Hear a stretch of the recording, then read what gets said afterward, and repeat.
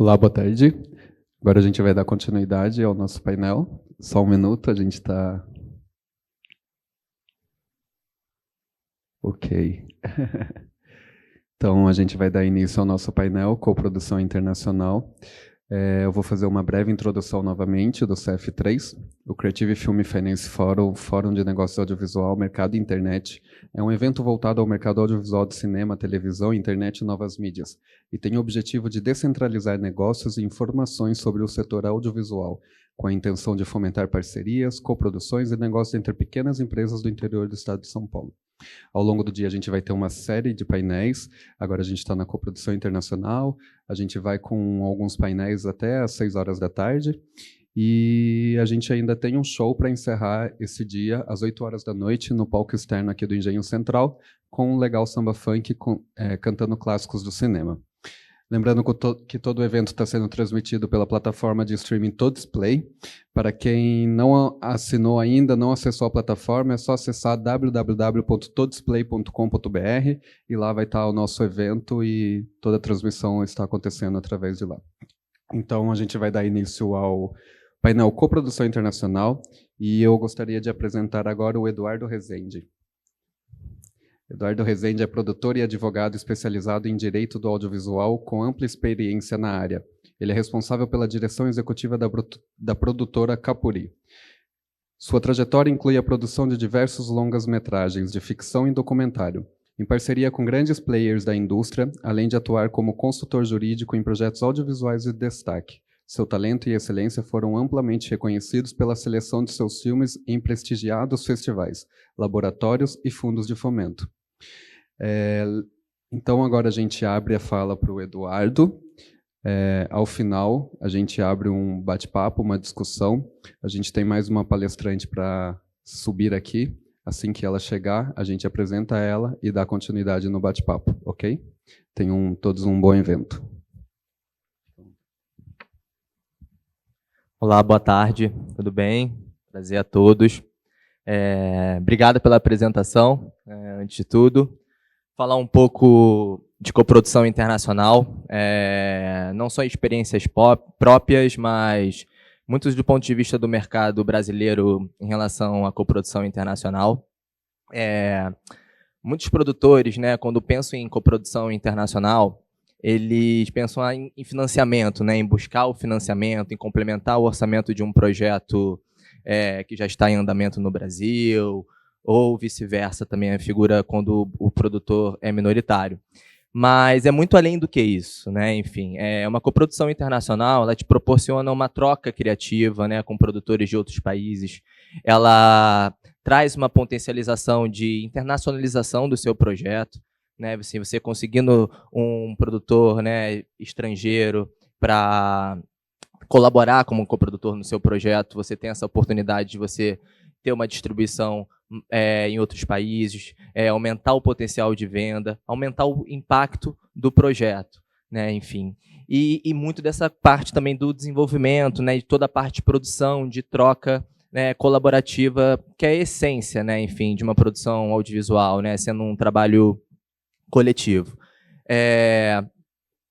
Muito com base nesses benefícios, né, a gente também tem a parte dessa colaboração técnica, né, enfim, dos profissionais e artísticas que envolvem, né, enfim, o projeto.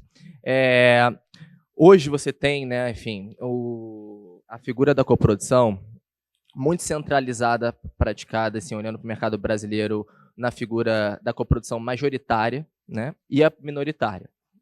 A coprodução majoritária internacional é quando a produtora brasileira, né, que concebeu normalmente o projeto, normalmente é um diretor brasileiro, detém, né, os direitos patrimoniais majoritários do projeto, né, enfim, que envolvem os direitos de decisões artísticas, enfim, financeiras do projeto, etc. Ou seja, tem um controle maior do projeto, né, enfim, e normalmente esse coprodutor estrangeiro, dentro de uma coprodução majoritária brasileira, ele entra para compor, né, podendo somar com todos esses pontos que eu acabei de citar, como trocas artísticas, até mesmo buscar financiamento e etc., né?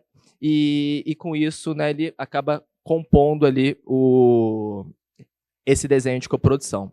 Por outro lado, na coprodução minoritária, a produtora brasileira, né, ela entra em algum projeto que é de alguma produtora estrangeira, né, mas justamente para compor já esse projeto, né? Normalmente é um projeto que foi concebido pela essa produtora desse país estrangeira, que está ali buscando outros produtores de outros países, seja para compor o financiamento, seja pela troca artística, e aí, enfim, faz essa parceria, né, em prol de buscar colaboração e recursos financeiros para o projeto.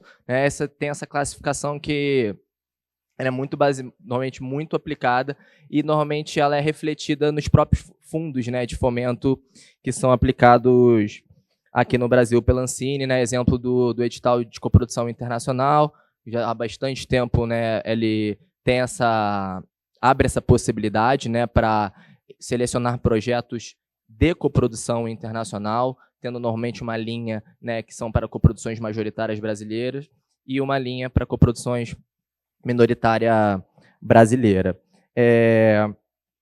Falando também um gancho aqui um pouco dessas questões de incentivo fiscal, o Brasil, né, acho que, digamos, dentro da América Latina, ele tem, né, digamos que, ele é diferenciado, né, porque o nosso mercado, em tese, ele não depende de coprodução internacional como outros países, né, a exemplo Bolívia, Equador, Venezuela, onde você não tem o fomento público que tem nesses países, não é suficiente para você conseguir os recursos necessários para produzir determinado filme, né? E com isso eles são obrigados, né, praticamente a buscar parcerias internacionais, né, muitos, né, entre países sul-americanos, né, enfim, por si só, para viabilizar.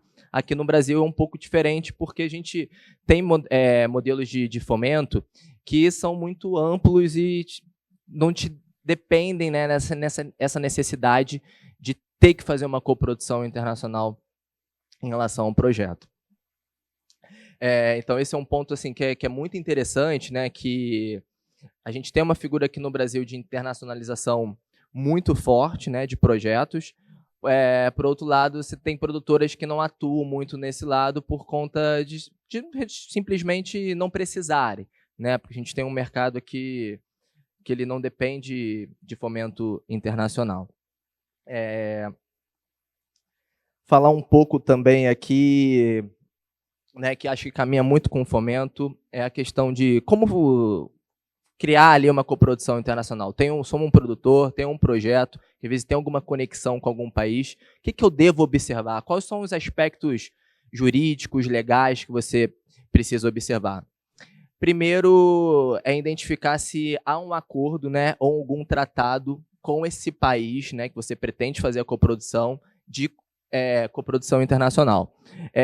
Hoje o Brasil ele tem diversos acordos, seja bilaterais, alguns multilaterais, que envolvem coproduções de projetos audiovisuais, né, exemplo do acordo latino-americano, tem acordo bilaterais com Uruguai, tem um acordo com Portugal, tem acordo com o Canadá, tem acordo com diversos países, que normalmente esse acordo ele estabelece ali algumas premissas, né, e algumas exigências que você precisa cumprir para que essa coprodução ela seja reconhecida. O reconhecimento da coprodução é um processo também que é muito importante, que você faz sempre no início do projeto, né, enfim, ou durante o projeto, etc., quando você fecha essa possibilidade de coprodução com o projeto, seja ela majoritária ou minoritária, como eu expliquei.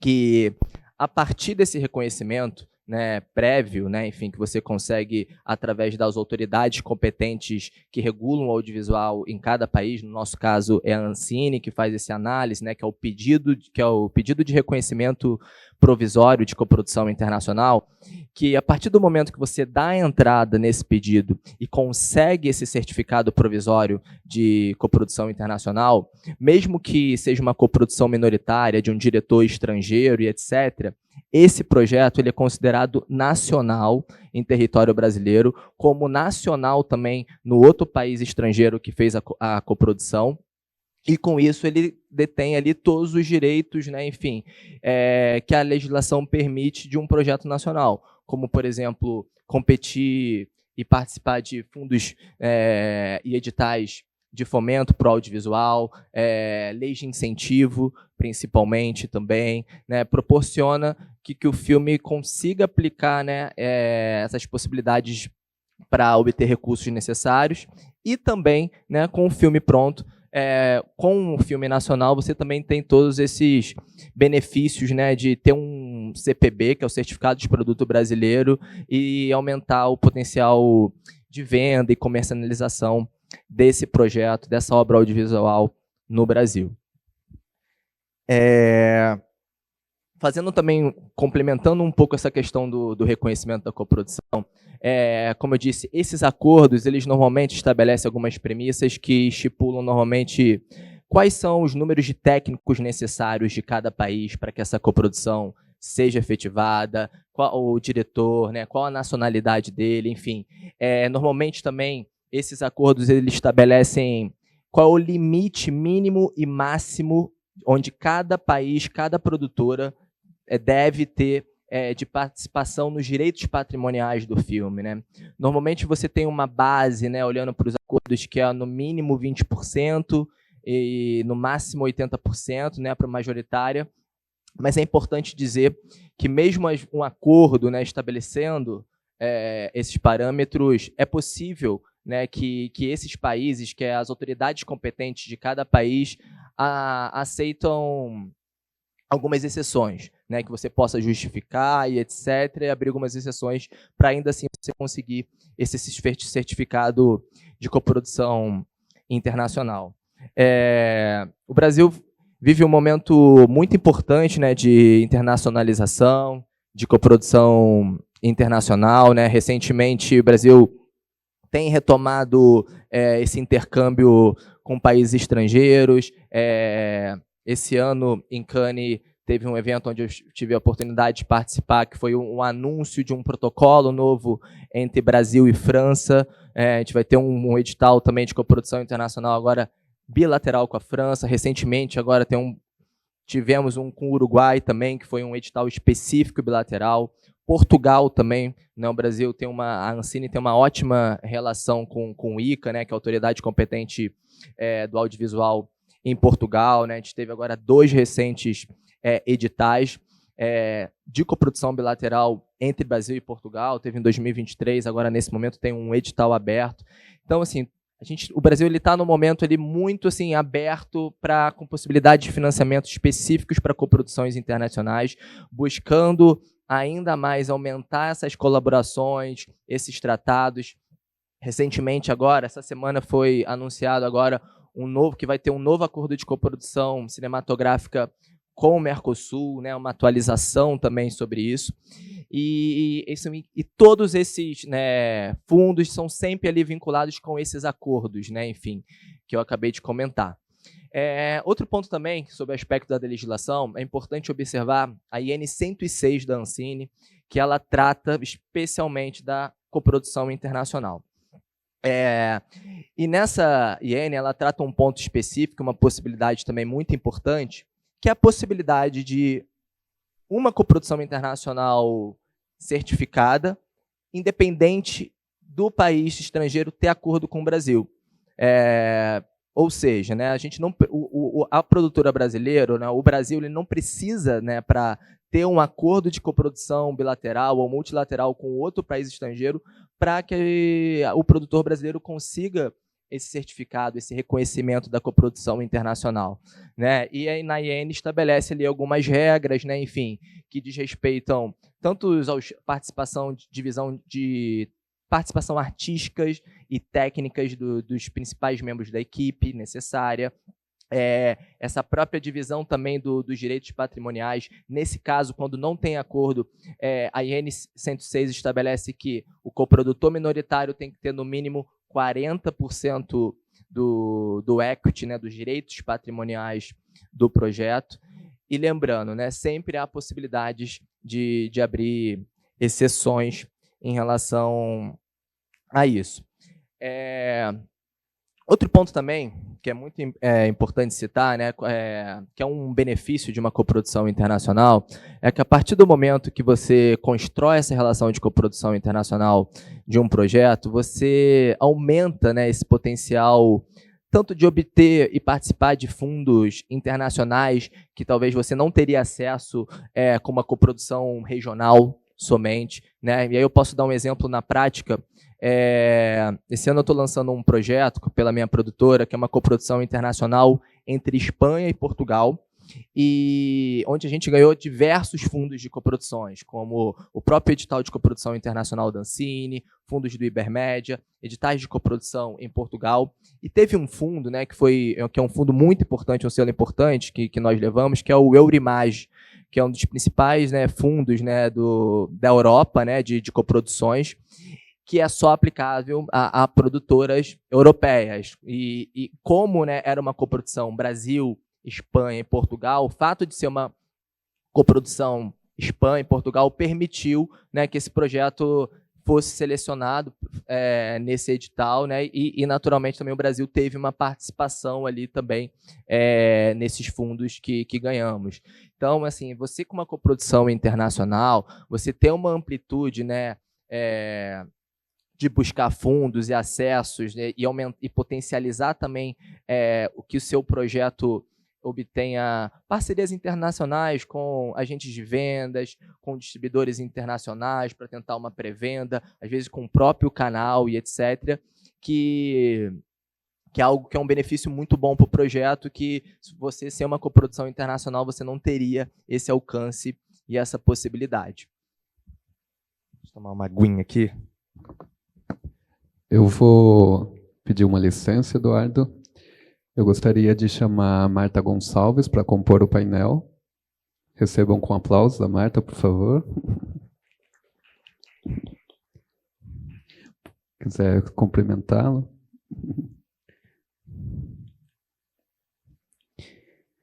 Eu vou fazer uma breve descrição da Marta.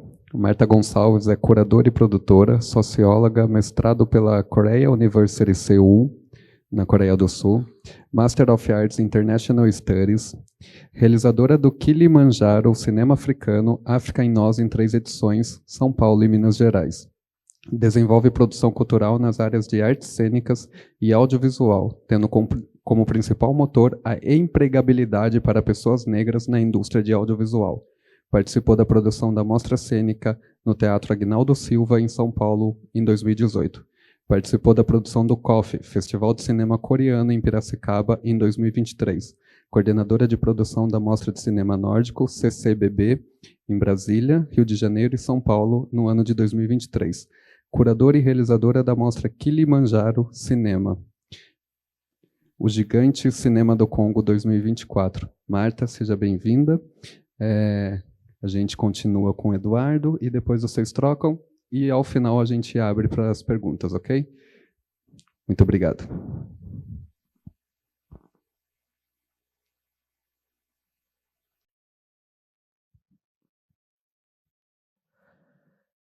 Fala um pouco, acho que eu falei bastante, né? Vou passar o microfone para você, acho que você contar um pouco da sua experiência com coprodução internacionais, assim, acho que vai ser bem legal. A gente vai trocando aqui. Boa tarde a todos. E eu já queria entrar fazendo pergunta para ele, né? Não é sempre. Foi muito legal ter visto, inclusive, a pessoa dele e a profissão dele no audiovisual. Eu sempre disse, inclusive, eu estou num projeto que eu coloquei. Eu necessito de advocacia do audiovisual. Um exemplo, né? Parece que não faz muito sentido isso no Brasil, mas é imprescindível. Ano passado, eu tentei pelo Ancine um intercâmbio com um único instituto feminino na África do Sul que faz esse trabalho de advocacia, de preparação para mostras e festivais e de como você lida com toda essa parte internacional através da legislação, porque parece que não tem muito sentido, mas faz todo sentido. Né? Esse ano, eu estava agora no SPCine, num fórum que eles fizeram também, conversando com uma produtora da Nigéria e uma produtora da Suíça, que é afrodescendente e que faz 2 festivais brilhantes lá. Festivais não, ela tem uma organização muito grande, que é o Afro Cannes e o Afro Berlim, que tudo envolve essa cooperação internacional. A gente fala assim, nossa, onde é que nós estamos, né? Ouvindo ele falar aqui, eu falei, nossa, o cara tinha que estar aqui agora e comigo aqui. Depois eu faço uma consulta. Eu acho que o Brasil, você já tem muito mais experiência, mas está patinando ainda nessa questão da cooperação, né? Da cooperação. Com os países que ele coloca, né, os países europeus que já têm uma prática mais fundamentada, a Espanha, Portugal, né? Portugal participou de uma mesa na Mostra Internacional ano passado, né? Já tem todo um circuito muito mais definido. Com a África já é outra história. Outra história. E é outra história até para a gente conseguir trazer, por exemplo, um diretor de lá para cá.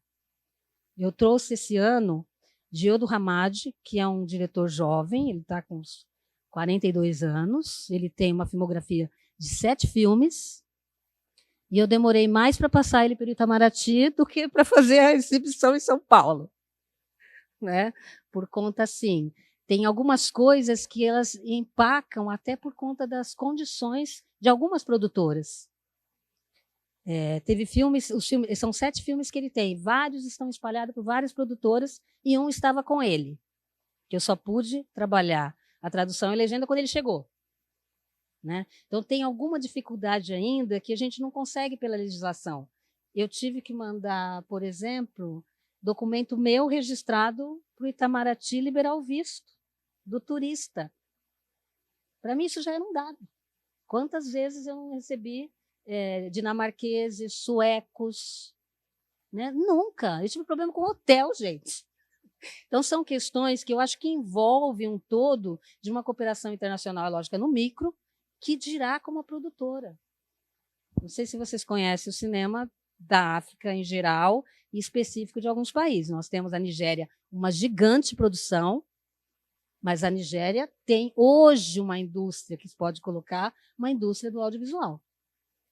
Congo não tem sala de cinema, embaixada brasileira não tem acervo brasileiro de filme.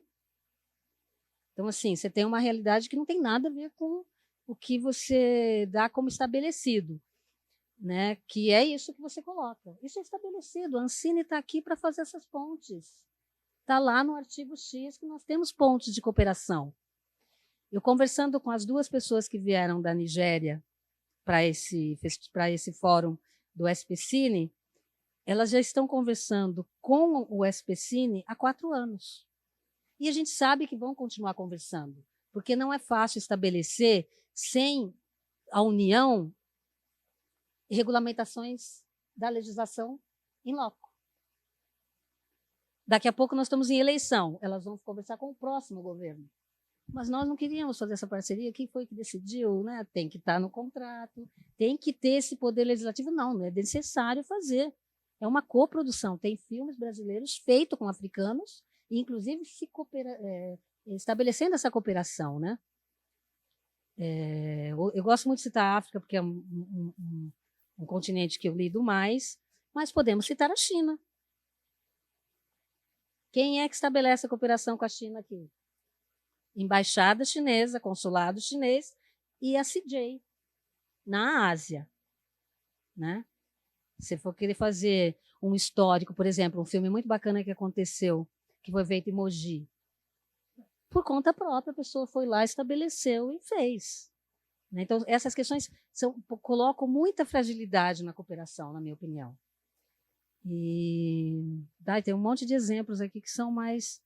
E não quero, né, trabalhar com isso, com a questão racista, né, ou internacional com esse viés, mas você percebe que é muito mais fluido com países que estão com cooperações e com produtoras mais estabelecidas. Né?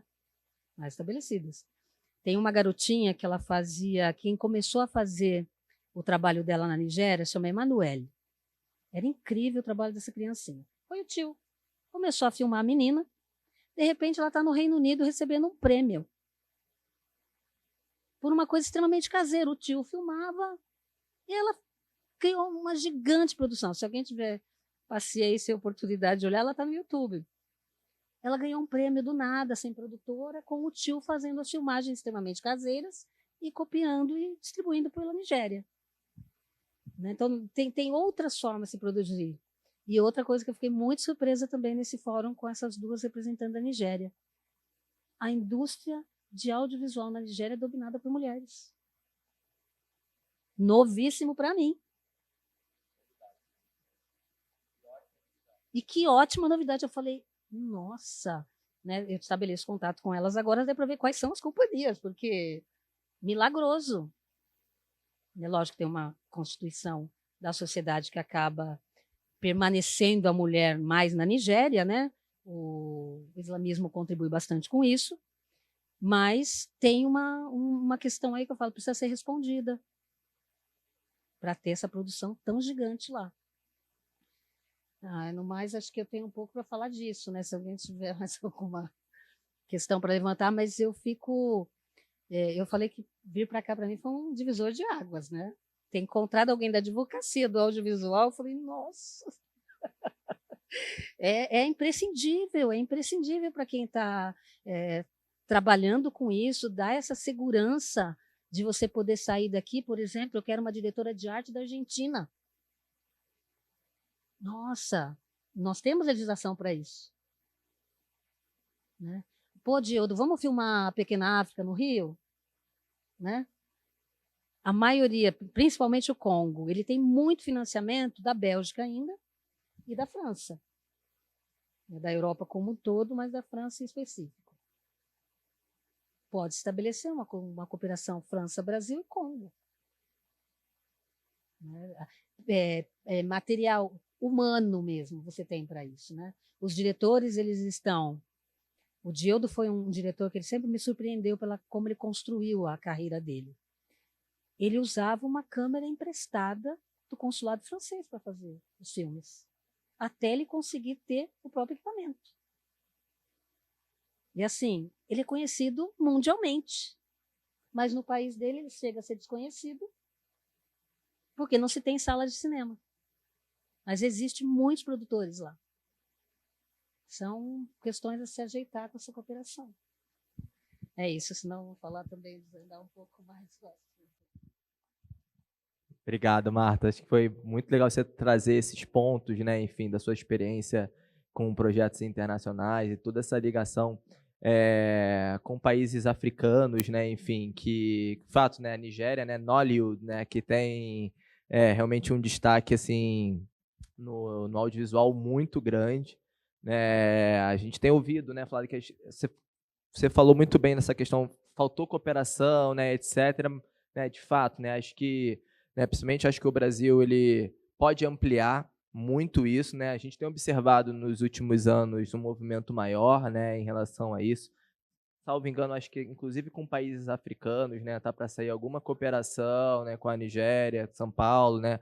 Esse ano teve um encontro também, né, em Cannes também, que foi muito importante com o Brasil e países da África do Sul, países africanos também, para justamente ter também essa troca. Recentemente também, esse ano também foi anunciado, perdão que eu não me recordo do nome, mas uma parceria também com Portugal, para talentos, né, que tem ali uma ligação com afrodescendentes, etc. também, que eu acho que tudo isso é um avanço, né, em prol dessas conexões, né, internacionais. E aí, repito, mesmo o Brasil sendo um país que, por sua essência, ele não depende de coprodução internacional, por conta de tudo de possibilidades de fomento, de viabilização financeira de projetos que o Brasil hoje proporciona, seja através de fundos públicos ou através mesmo de investimento privado, né, de players do mercado, por exemplo, é muito importante essa colaboração para justamente ampliar, né, enfim, essa conexão, as narrativas também, porque isso, ao meu ver, só enriquece, né, enfim, né, essa troca.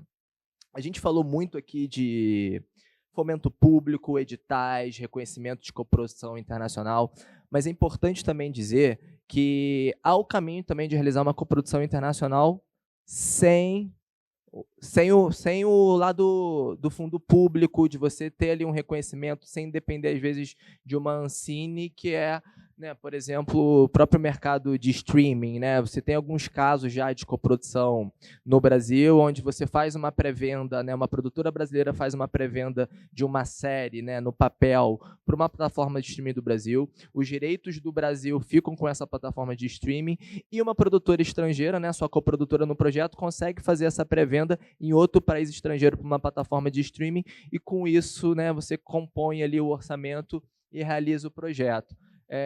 Outra figura que eu acho que é importante também eu complementar acerca de fomento, né, que é uma figura que é algo muito importante que viabiliza essas coproduções internacionais, é a figura do cash rebate, né, que é basicamente uma produtora estrangeira, né, enfim, quando às vezes vai filmar no Brasil, ou uma produtora brasileira vai filmar em algum país, usando dinheiro nacional, né, enfim. E aí, normalmente, dependendo do país, tem essa possibilidade de você gastando X dólares ou reais, né, enfim, para filmar, por exemplo, no Uruguai, você tem um retorno desse valor investido, né? Essa figura de cash rebate tem em diversos países, né, enfim, como Portugal, Uruguai também tem um ótimo cash rebate, Colômbia, você tem também alguns países europeus, Estados Unidos tem alguns estados também que praticam esse tipo de modelo. E aí, recentemente, também o Brasil também começou a aplicar, né? Enfim, tanto o município de São Paulo como no Rio também tem essa possibilidade, tanto para obras publicitárias como para obras não publicitárias, né? Filmes, séries, etc., que isso faz também movimentar também a entrada de projetos, né, de produções internacionais aqui no Brasil, né, aumentando, né, o volume de trabalho, de troca, e normalmente, né, esse cash rebate, né, dependendo ali das regras de cada município ou estado, né, ele obriga, né, que esse projeto, que essa produtora estrangeira, por exemplo, aqui no Brasil, faça uma coprodução com uma produtora aqui no Brasil, né, para poder estar apta a utilizar desse mecanismo de cash rebate também, que é algo que é muito utilizado também para compor orçamentos, né, enfim, e o plano de financiamento do projeto. Vou falar mais um pouquinho aqui de... Bom, falamos dos acordos, né, das cooperações, dos fundos, né, enfim. Acho que é importante também dizer, né, quando... muita gente que está, para quem está começando agora, assim, eu tenho um projeto, quero fazer coprodução internacional, né? Como fazer, como buscar, como identificar produtores estrangeiros, né? Para você viabilizar o projeto. Eu acho que também é muito olhar, assim, primeiro acho que é o projeto, olhar a característica artística do projeto, né? Se aquele projeto você olha para ele e vê, não, esse projeto poderia ter uma cena em determinado país, a narrativa, né? Ele passa por algum país, etc. Ou um personagem pode ser de algum país estrangeiro. Isso, né, naturalmente, ele potencializa, né, enfim, de forma orgânica, você construir uma coprodução internacional para esse projeto, né? Não somente, mas nada impede também você ter um projeto 100% brasileiro, só com atores brasileiros talentos, e ainda assim você compor esse orçamento através de uma coprodução internacional.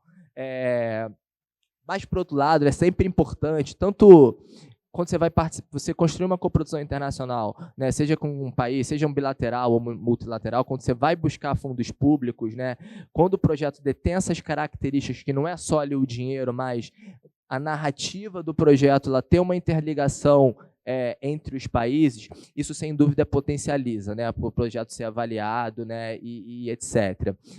E aí vamos lá, eu sou produtor, tenho um projeto, como eu vou achar esse produtor estrangeiro?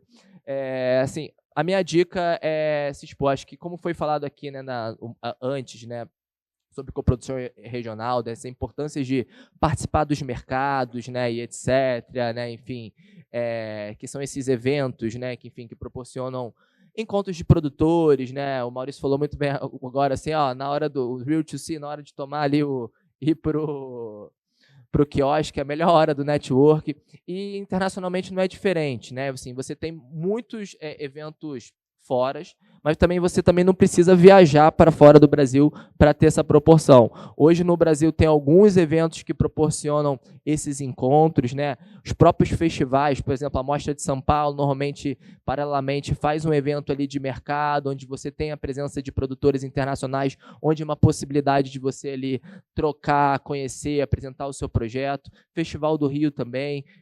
Tem o Cinemundi também, que acontece em Belo Horizonte, que vai ser agora em setembro, que é um evento de mercado específico para coproduções internacionais. E você também pode inscrever o seu projeto nesses mercados, né, de coprodução, onde você tem normalmente festivais internacionais, né, enfim, e tem ali uma linha no mercado deles que é para você inscrever o seu projeto para ele ficar ali visível para possíveis coproduções internacionais. Talvez que quando ele é selecionado, ele tem ali um destaque que potencializa você ter uma troca, ter um intercâmbio maior com produtores de outros países. Mas o que eu tenho a dizer, assim, é um pouco disso, né? De você sempre buscar, né? Você ter um projeto, olhar para os mercados que acontecem no Brasil, que possibilitam esse intercâmbio, né? Que tem essa visita, seja ele em festivais aqui, né? Como os principais festivais do Brasil, que tem ali dentro da sua programação filmes estrangeiros, também é um potencial também de quando vem produtores também desses filmes, de você ter uma troca, de poder apresentar e aí começar esses primeiros contatos, né, para você abrir todo esse networking para buscar coproduções internacionais. E espaços como esse, que eu acho que são assim imprescindíveis para qualquer cidade, e fomentar cada vez mais essa discussão, porque eu participo de todos que eu posso, né? Tanto da mostra, já acompanho há séculos, vai fazer 50 anos a mostra no ano que vem, de realização só no Brasil. Para mim é um dos maiores festivais de audiovisual, e assim, se eu tivesse um prêmio para dar, eu daria para a Renata. Pelo esforço, né? Imagina o que foi a mostra na pandemia. A dificuldade que é fazer um festival daquele tamanho. Como aqui, essas discussões. De manhã, eu estava na mesa das políticas públicas, e agora uma coisa super importante para quem está discutindo, para quem trabalha, para quem interessa entrar no mercado do audiovisual.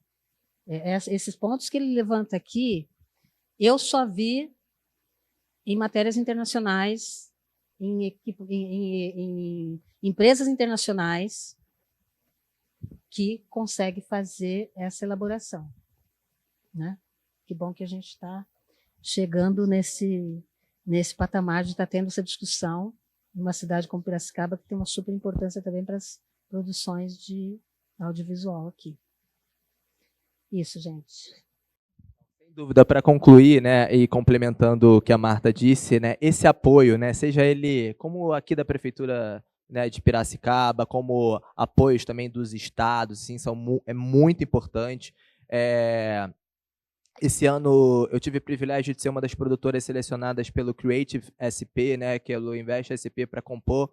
É uma das 10 produtoras que representaram o estado de São Paulo no Festival de Cannes esse ano, que é um apoio fundamental que proporciona realmente uma amplitude das produtoras, né, enfim, de todo o mercado de internacionalização dos seus projetos, de buscar oportunidades de financiamento, de, enfim, comercialização, né, enfim. Sem dúvidas, esses tipos de apoio são muito importantes.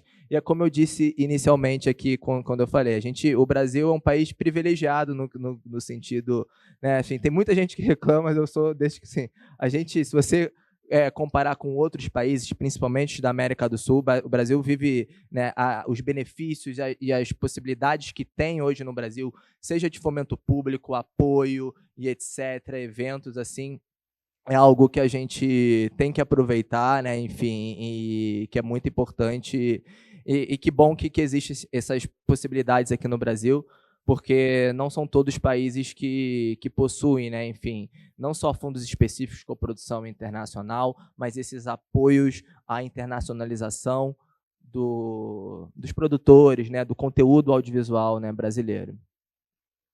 Sim, com certeza. E a regionalização também, né? Eu fui para a apresentação da Lei Rouanet no MASP desse ano, E eles levantaram muitos dados que foram muito importantes. O mais, assim, que eu achei que tem vários que cabem, mas esse falei, nossa, nós precisamos que as cidades, né, que os estados olhem para isso com muita sensibilidade, com muita esperança de futuro.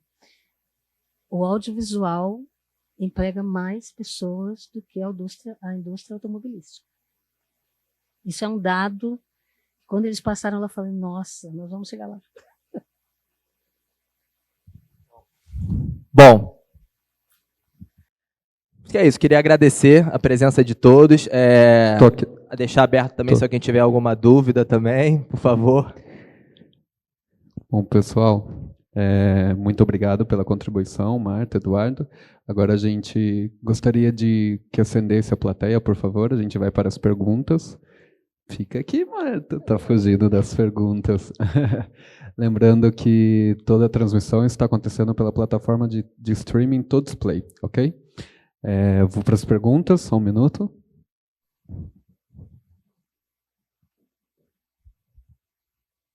Obrigado. Eu sou Renato Cândido, eu sou da Zona Norte de São Paulo, periferia, cineasta negro. E, Marta, aqui, né, a gente vem nessa batalha de ações afirmativas, cada vez mais a gente tem empresas com corpo societário de pessoas negras, né, e também tentando fazer direito, né, um direito a uma economia também audiovisual, para além desse mercado que se configura para nós e que muitas vezes ele é impiedoso em relação à branquitude e tudo mais, e em relação ao trânsito de poder, que a gente não tem o dinheiro, a gente não é herdeiro. Bom, como que você enxerga esse cenário de ação afirmativa e de protagonismo afrodiaspórico, por exemplo, na Europa, né? Tem produtoras de pessoas negras na Europa, existe galera francesa, né? Galera afrodiaspórica francesa, europeia, conseguindo produzir, fazer esse tipo de coprodução, inclusive com países africanos? Olha, não vou falar da África como um todo, vou falar dos países que eu mais tenho relação e que conheço um pouco dessa dinâmica, né? Por exemplo, o Diodo me falou uma coisa muito importante. Ele continua produzindo cinema, né? Ele deixou de ser médico para ser cineasta, e hoje ele faz uma série para um canal francês. Primeiro, não tem uma indústria do cinema no país onde ele vive, né? Ele consegue acessar os fundos da Europa. Então, ele vai acessar os fundos da Europa. Isso não quer dizer que ele vai deixar de dizer e fazer o cinema que ele acredita. De outros países, não posso dizer tanto assim, porque eu conheço poucos produtores e cineastas que vão na guerrilha, né? Eu tenho um cineasta que ele está em Quebec, que é um amigo meu, a gente começou junto a fazer divulgação de cinema africano aqui no Brasil, e nós tentamos a Ancine por 2 vezes, né, passar. Você precisava ter uma produtora. A gente até criticou um pouco, mas assim, o serviço público, o dinheiro público, ele tem que ter a certeza de que você vai executar. Então, na época, a gente não tinha essa visão, né? Poxa, mas como é difícil. As afirmativas vieram nos tranquilizar em relação a isso. Porque a gente consegue fazer através dessa... Mas no início a gente não conseguia. Não éramos produtores, um puta cineasta, desculpa o vocabulário aqui, um grande cineasta, hoje ele está na Record de Quebec. Não conseguiu fazer muita coisa que ele queria fazer aqui. Mas também porque ele também não tinha condições de se estruturar como o mercado exige, e como também, se você quer acessar alguns fundos ou quer acessar alguns recursos, você também precisa não se adequar a ele, mas você precisa saber o que você quer, né?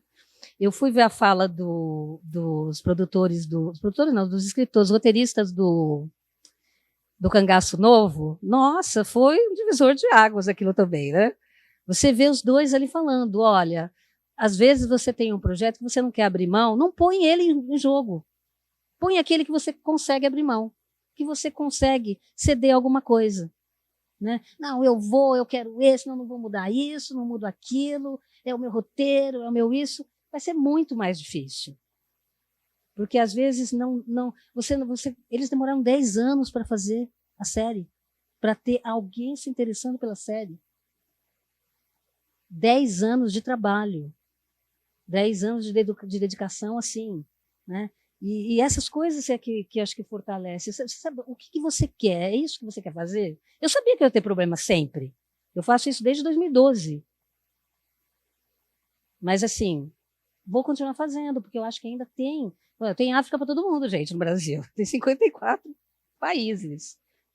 Hoje você vê mostras grandes até, tem muita coisa bacana acontecendo. Tem escolas de cinema se preocupando como é que é a cinematografia africana.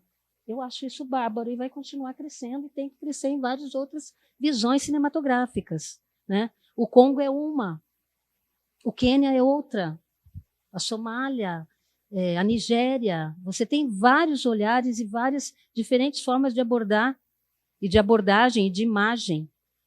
Né? O que precisa, eu acho, que é ser visto. Você tem que mostrar que existe esse cinema. Né? E aí é uma eleição de público. Né? Vocês conhecem um diretor, um cineasta do Camboja chamado Pispan? Ele tem um cinema duro, mas ele tem público. O Diodo, ele é um dos cineastas que mais impactou a filmografia do Diodo Ramadi, que é do Congo. Aí você fala, nossa, olha que coisa, né? São Paulo já fez várias mostras desse diretor, mas ele tem um cinema que para alguns vai interessar a forma dele agir, a forma que ilumina, como faz. Eu gosto muito quando eu divulgo cinema africano disso. O que o diretor escolheu fazer? Né? Não vamos mudar a narrativa.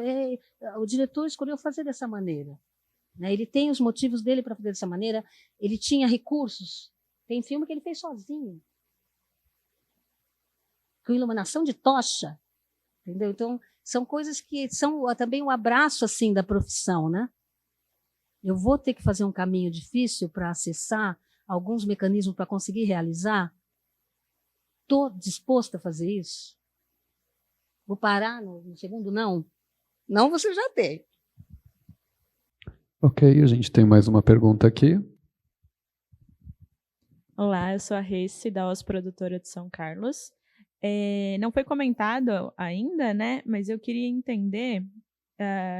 Está muito recorrente a gente ouvir falar de histórias regionais com apelo global, né?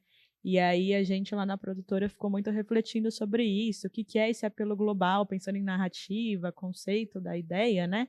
Então eu queria perguntar se vocês têm comentários sobre isso, o que vocês entendem como o que seria esse apelo global que os players pedem no momento que a gente vai apresentar, fazer rodadas de negócio, porque os nossos projetos são bem formatados nessa direção, mas o feedback acaba sendo sempre esse, né? É muito regional, precisa ter mais elementos, só que eles nunca falam quais são esses elementos mais globais, né, que a gente poderia inserir.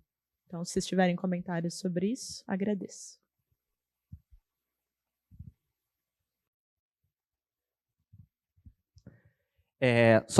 Você diz muito o mercado brasileiro, né, nessa questão global, não do ponto de vista da narrativa para você buscar uma coprodução internacional. Sim, da coprodução internacional mesmo. A gente participou esse ano de 2 eventos internacionais, os 2 de animação, por acaso, mas não é nosso único foco, em Tenerife, em Annecy, e aí Prêmios Quirinas e o MIFA, no mercado de Annecy, e aí dos projetos que a gente levou, os feedbacks foram esses, independente do projeto e do player, né? O retorno quase sempre era que era muito regional. E até é um pouco estranho, porque no caso da animação, é muito mais fácil de vender, porque é uma questão de dublagem muitas vezes, né? Então, a gente queria entender se é a gente que está errando, se talvez os projetos não sejam bons, mas a gente não acha que é isso, porque um deles é o que eu apresentei agora há pouco no outro painel, que está tendo uma continuidade, está tendo uma repercussão legal aqui no nacional, né? Então, entender um pouco mais a nível até acima, né? O que eles querem, o que é esse apelo global que os players tanto falam, no geral. Bom, o que eu posso dizer um pouco da minha troca assim, de experiência é um projeto global, o regional, ele pode envolver um tema que ele pode ser transportado para qualquer país, né? Às vezes uma relação, né?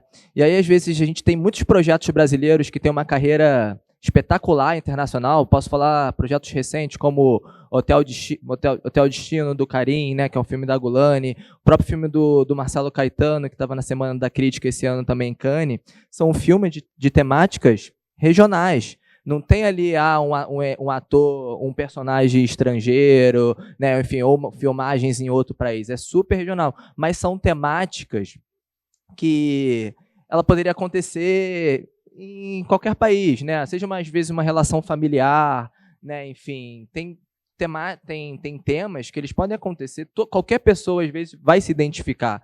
Claro que a gente fala de países, né, que tem culturas ali sempre que são muito distintas de um para outro, mas tem muito, às vezes tem coisas que acontecem com todo mundo, né, questões pessoais. Então acho que é um pouco muito nisso, né, olhar mesmo que seja uma temática regional, que seja uma temática que essa história poderia acontecer em qualquer país, em qualquer família, em qualquer ambiente, né? Seja às vezes um tema político, né? Que às vezes que o mundo todo passa, mas que essa região ali também está passando, né? Uma questão também que envolve temáticas de inclusão, de enfim, N assuntos, né? Que enfim que pode ter esse potencial, né? De mesmo que ele seja ali regional, mas que ele tenha uma amplitude global. É isso que eu posso falar um pouco sobre isso, mas eu imagino que devem ter outros entendimentos também, porque isso varia também muito de acordo com como você disse. Às vezes é um play, às vezes é um canal, seus projetos são de animação, às vezes também tem outras respostas ali, porque é muito também do perfil do que esse play, esse investidor está buscando. Eu só vou reforçar a fala dele, que é bem um pouco isso mesmo. Eu tenho tenho um diretor, o Nildo Essa, ele é de Moçambique. E ele tem uma animação que eu sou louca para trazer para cá. Ele não conseguiu terminar ainda. Porque eles decidiram fazer essa animação por eles, ele e a esposa, que são os produtores. Eu olho para Moçambique, ele não vê nada que ele faria para uma criança em Moçambique do que ele vê nas novelas e nos programas Kids. E aí eles decidiram fazer essa animação, né? Maravilhosa, na minha opinião. Só que eles vão ter que construir esse caminho. Eles não têm representação internacional, ele vendeu um carro, um apartamento, mas ele vai fazer essa animação porque ele quer fazer essa animação para o país dele. Para as crianças olharem para Moçambique e se reconhecerem, olharem para aquela animação e se reconhecerem no que eles estão lá. Então, ele não está preocupado, é lógico, né? Você tem um recurso, é um recurso tecnológico, a animação você faz ideia do que vai, né? E tempo, e horas de edição, e horas de programação, mas é um pouco disso que ele colocou. Você se consegue transferir, não o personagem, mas você consegue dar uma conotação, é muito mais aceito. De fato, é muito mais aceito. É essa questão, não é só porque é global, porque vai aparecer um francês falando ali, ou então um menino que acabou de chegar do Congo e está brincando ali junto. É porque você tem como passar lá e as pessoas entenderem aquilo. Tem um diretor que eu acho que ele faz muito isso, apesar de ele já estar... Ele é brasileiro, naturalizado em Moçambique. Vocês devem conhecer. O Luciano Azevedo. Ele não vive mais aqui. Você assiste o filme deles em Moçambique. Não é Brasil, entendeu? E ele é do sul do país. Então eu falo, nossa, olha... E assim, ele consegue separar tanto que você não vê Brasil ali. E ele é brasileiro mesmo, naturalizado em Moçambique. Então são coisas assim, falar, poxa, consegue fazer essa universalização, né?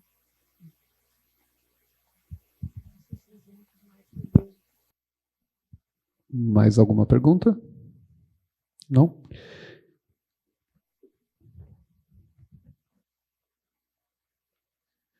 Gostaria de agradecer a presença do Eduardo, da Marta, pela contribuição. Uma salva de palmas para eles, por favor. Naturalmente, a gente teria um painel agora com a Liana, porém, por questões de saúde, questões pessoais, a gente vai pular para o próximo painel, que vai ser às 4h, que é o Políticas Públicas para o Setor Cultural, tá?